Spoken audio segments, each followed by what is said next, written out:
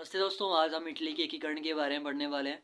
और ये जो लेसन है इसमें जो भी आता है जैसे गैरीबाल्डी आता है, काबूर आता है और इटली के एकीकरण के कारक है, ये सारा कंप्लीट इसी लेसन में हो जाएगा। तो आपको कहीं बुक खोलने की ज़रूरत नहीं है। 5 10 15 मिनट भी लग सकते हैं, लेकिन जितनी मिनट की ये लास्ट में वीडियो बनेगी उस हिसाब से आप देख लेना। सो गाइस स्टार्ट करते हैं। पहला स्टार्टिंग करते हैं बिना किसी टाइम वेस्ट किए। आपका सिर्फ एक काम है, लाइक कर देना, कमेंट कर देना और सब्सक्राइब कर देना। इसे क्रिएटर के लिए बहुत इंपॉर्टेंट है। तो शुरुआत करते हैं। तो पहला आता है मेन इस लेसन में, जो क्वेश्चन है कि ये ठीक जो एकीकरण है इटली का वो कब होता है। तो अगर आपको पता नहीं है, डेट्स याद नहीं रहती है, तो सिंपल अगर आप इतना लिख देते हो कि इटली का एकीकरण जो है 19वीं शताब्दी में होता है, 19वीं सदी में होता है, तो भी चलेगा। लेकिन अगर आपको प्रॉपर डेट लिखना है ना इटली के एकीकरण में, तो आप ऐसा लिख सकते हो कि एक ही दिन में हुआ है। बोलने का मतलब है कि एक लंबी प्रक्रिया थी, कई सालों से चली आ रही थी, लेकिन इसकी जो प्रॉपर डेट है वो आपने लिखनी है 1861, यानी कि 17 मार्च 1861 ईस्वी को इटली का एकीकरण हुआ। मतलब इटली को एक राज्य घोषित किया गया था। और इससे इटली के एकीकरण का नाम एक महत्वपूर्ण जो पड़ाव है ऐसा आप लिख सकते हो। एंड 1871 को रोम को इतालवी सेना द्वारा जीत लिया गया था, यानी कि रोम को इतालवी सेना द्वारा जीता गया। और इसे एकीकृत इटली की राजधानी बनाया गया। यानी कि आपको ध्यान में रखने की बात है, इटली का एकीकरण की डेट मैंने आपको क्लियर कर दी, आप पीछे जाके सुन सकते हो। लेकिन जो इतालवी की जो आप रोम है उसको जो है वो राजधानी बनाया गया, इतालवी सेना द्वारा जीता गया और एकीकरण मतलब इटली की राजधानी बनाया गया। तो गाइज इससे आगे आपको मेन आपको मैं एक बात बता दूं, 17 मार्च 1861, आपने बस इतनी डेट याद रखनी है, ज़्यादा डेट याद रखने की जरूरत नहीं है कि इटली का एकीकरण कब हुआ था। और इटली का एकीकरण की जो दशक हैं वो 1840 के दशक से 1871 तक ये अवधि मानी जाती है कि हाँ ये मतलब उस टाइम पे ये चला हुआ था। लेकिन 1861 तक हो गया था। अब आपको नेक्स्ट चीज़ सबसे इम्पोर्टेंट है वो आती है हमारे यहाँ पे, इसमें कौन कौन से मेन जो क्रांतिकारी हैं। तो मैं सिर्फ आपको मेन क्रांतिकारी बता सकता हूँ, मेजनी है, काबूर है और गैरीबाल्डी है। ये पेपर में आता है, इनका योगदान क्या है इटली के एकीकरण में। तो सिंपल है, इसका जो योगदान है वो उस पर मैं अब बात करूंगा और उसके जो घटनाक्रम उसके बारे में बात करने वाला हूँ। तो सिंपल सी बात है, अब शुरुआत करने वाले हैं हम उन क्रांतिकारियों के बारे में। और इसमें जो है वो पहला हम बात करेंगे काबूर के बारे में, जिसका पूरा नाम है Count Camillo Benso, Count of Cavour. और ये सार्डिनिया पिडमोंट साम्राज्य के प्रधानमंत्री थे। और इनका गाइज आपको बताना चाहूँगा कि इटली के एकीकरण में बहुत महत्वपूर्ण भूमिका उन्होंने निभाई है। उनके योगदान में बहुमुखी इनका योगदान है। तो पहले से उसी से इन्होंने आंतरिक सुधार किया। काबूर ने माना कि इटली के एकीकरण के लिए एक मजबूत नींव बहुत इंपॉर्टेंट है, और इसलिए उन्होंने सार्डिनिया पिडमोंट के भीतर मतलब महत्वपूर्ण आंतरिक सुधारों की शुरुआत करना शुरू कर दी। इनमें आर्थिक आधुनिकीकरण शामिल था। यानी कि जैसे बुनियादी ढांचा क्या होता है, जैसे सड़कें बनाना, रेल बनाना, जो आज मतलब आप समझ सकते हो कि रेलवे बनाना वो या विकास करना, जैसे आज हमारे टाइम में हो रहा है, ये कोई औद्योगिक विकास जैसे फैक्ट्रीज, उनको इसने बहुत ज़्यादा प्रोत्साहित किया कि हाँ मैं इस काम करता हूँ।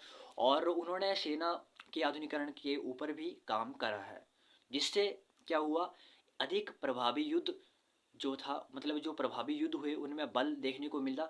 और इन्होंने जो सुधारों इनके जो आंतरिक सुधार हुए, इसने न केवल सार्डिनिया पिडमोंट को मजबूत किया, बल्कि अन्य इतालवी राज्यों के लिए भी एक मॉडल के रूप में कार्य किया। और एकीकृत इटली की तरह प्रगति और आधुनिकरण की क्षमता का भी प्रदर्शन उन्होंने किया। तो गाइस सेकंड पॉइंट आता है, मतलब आप जो याद समझ सकते हो यार, नोट्स बना लो, जो काम आएंगे वो आप पेपर में लिख देना, क्योंकि यही चीज़ मैं भी डाल रहा हूँ, आप देख सकते हो।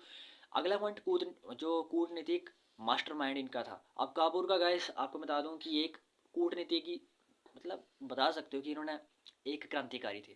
उन्होंने 19वीं शताब्दी में क्या किया कि यूरोप के एक जटिल राजनीतिक परिदृश्य कुशलतापूर्वक नेविगेट किया।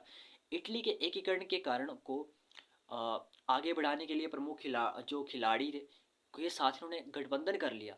और उनकी सबसे महत्वपूर्ण राजनीतिक उपलब्धि 1858 के प्लो बियरिस समझौते में फ्रांस के नेपोलियन के साथ गुप्त गठबंधन उन्होंने किया।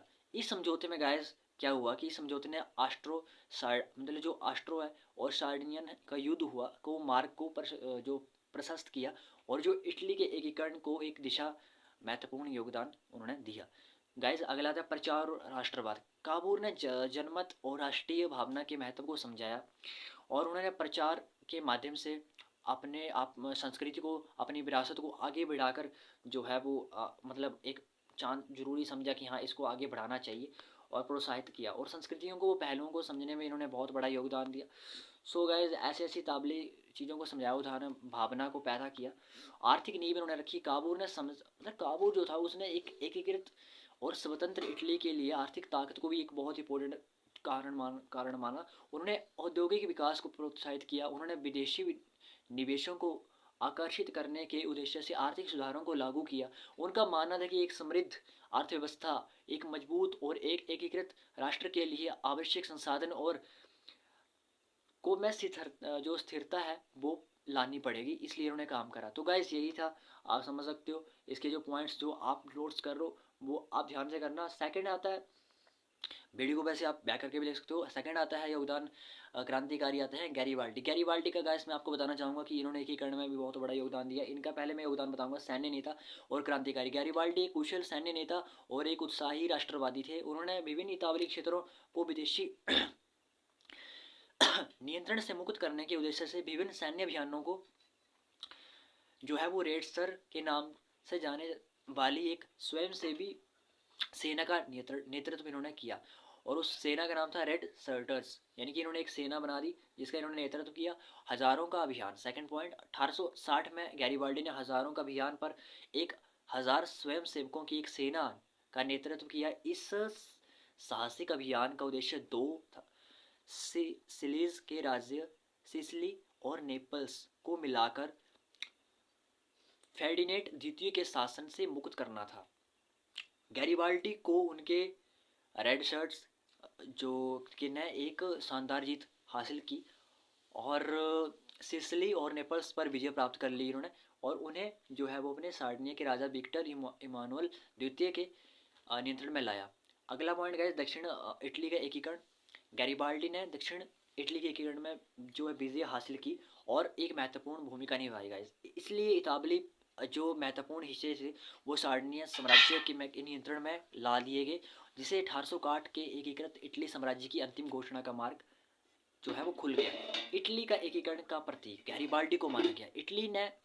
इटली के एकीकरण का प्रतीक बन गए, जिनकी साहस, करिश्मा और इताबली स्वतंत्रता के कारण के प्रति मतलब जो इस स्वतंत्रता के प्रति समर्पण की जो भावना है उसमें उनकी प्रशंसा की जाती है आज भी।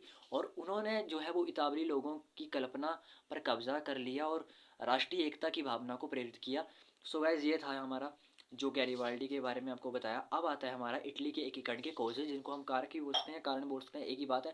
पहला आता है राष्ट्रवाद का उदय। पूरे यूरोप में गाइस एक शक्तिशाली शक्ति राष्ट्रवाद ने इतावली के लोगों के बीच आत्मनिर्णय की लालसा को बढ़ावा दिया। विदेशी शासन के तहत सदियों का विभाजन और विशेष रूप से ऑस्ट्रिया वर्चस्व ने साझा पहचान की भावना और विदेशी नियंत्रण से मुक्त होने की इच्छा को बढ़ावा दिया। गाइस एक एक चीज आप ध्यान से समझना। सेकंड आता है पॉइंट विदेशी उत्पीड़न। अब इटली के एकीकरण का सेकंड पॉइंट आता है विदेशी उत्पीड़न। उत्तरी इटली में ऑस्ट्रियाई शासन का विशेष रूप से विरोध किया गया और ऑस्ट्रिया साम्राज्य ने भारी कर लगाए थे। इताबली संस्कृति का दमन किया, आर्थिक विकास को रोक दिया। इस विदेशी उत्पीड़न ने इताबली आबादी के बीच एक मजबूत ऑस्ट्रियाई विरोधी भावना को प्रज्वलित किया।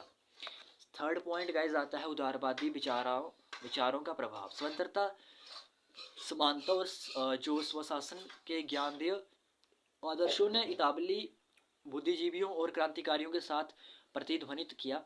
इन विचारों ने मौजूदा व्यवस्था को चुनौती दी और राजनीतिक और सामाजिक परिवर्तनों के लिए आंदोलन को प्रेरित किया। अगला पॉइंट कहा जाता है गुप्त साम्राज्य और क्रांतिकारी आंदोलन। कार्बोनेरी और जैसे संगठन, अब आपको पेपर में हमको भी आ जाता है कि कार्बोनेरी संगठन क्या था, तो ये ही है एक इटली के एकीकरण में आया है। और ये आता है हमारा गुप्त साम्राज्य और क्रांतिकारियों का आंदोलन। इसमें कार्बोनेरी संगठन बनाया गया। एक गुप्त समाज ने क्रांतिकारी भावना को बढ़ावा देने के लिए विदेशी शासन के खिलाफ प्रतिरोध का समन्वय करने में महत्वपूर्ण भूमिका निभाई। इन समूहों ने क्रांतिकारी विचारों को फैलाने और गुप्त गतिविधियों को आयोजित करने के मंच पर प्रदान किया।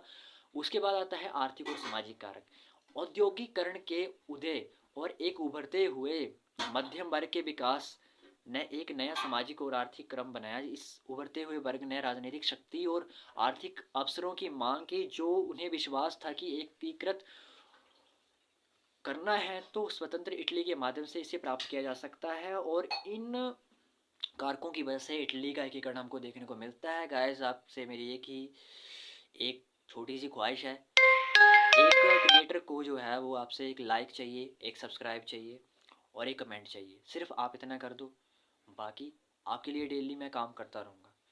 सो मिलते हैं गाइस नेक्स्ट वीडियो में, नेक्स्ट लेसन में।